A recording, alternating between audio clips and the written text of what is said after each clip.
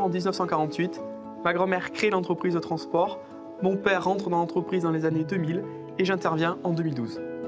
Nous sommes transporteurs et en tant que transporteurs à la demande, nous livrons des marchandises à des clients finaux. Notre rayonnement, au départ du 33, 40 et 64, globalement la Nouvelle-Aquitaine, à destination de toute la France et pour la société Atlantique Europe Express jusqu'en Angleterre. Les difficultés ont commencé en 2007 avec l'augmentation du prix du gasoil. De ce fait, nos entreprises n'étaient pas structurées pour refacturer le prix du carburant, ont créé des déficits importants et à la suite de quoi l'entreprise a connu les difficultés. Mon travail a été de mettre de l'informatisation en place et des process afin de pouvoir refacturer le prix du gasoil. Cela s'est traduit par la mise en place d'un ERP et de formation de l'ensemble des collaborateurs.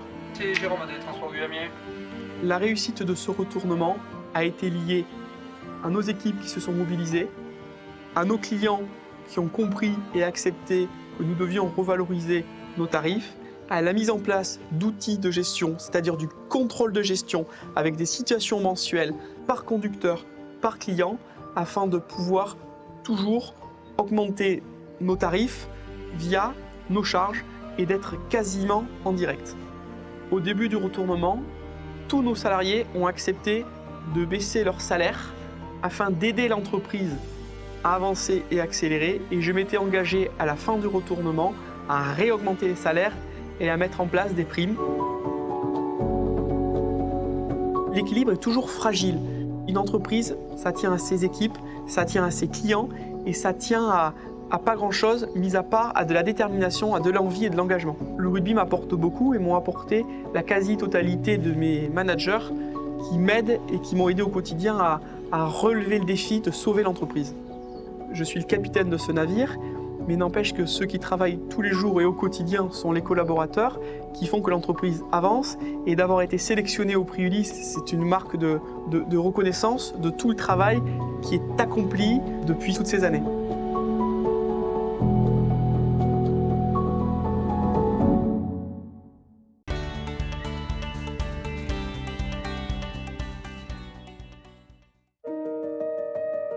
La Fermière a été créée en 1952 par François Guinchard, au cœur de Marseille, ici en Provence.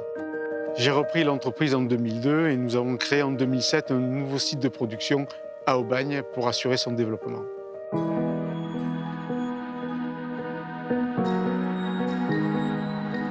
La construction de ce nouveau site a été une épreuve car elle a pris une année de plus que prévu.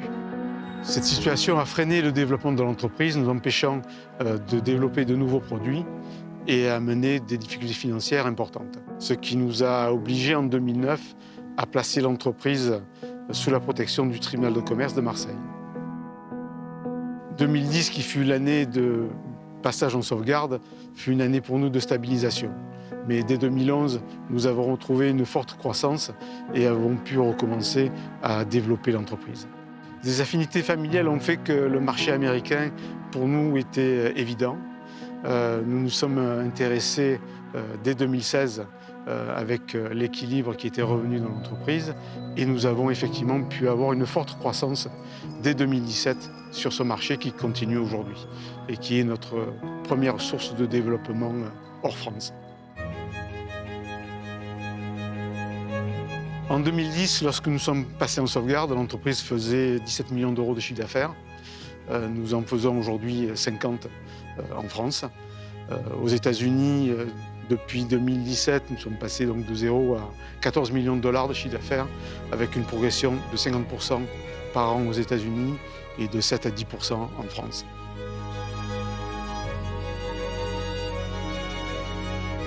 La raison essentielle pour laquelle la sauvegarde a réussi, c'est parce que l'ensemble des collaborateurs y ont participé, y ont cru tout de suite, n'ont jamais baissé les bras et sont aujourd'hui encore en train de pousser l'entreprise.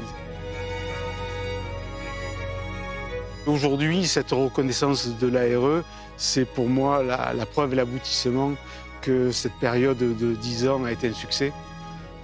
Et j'avoue que j'en suis très fier et nous en sommes tous très fiers avec tous mes collaborateurs d'être où nous en sommes aujourd'hui.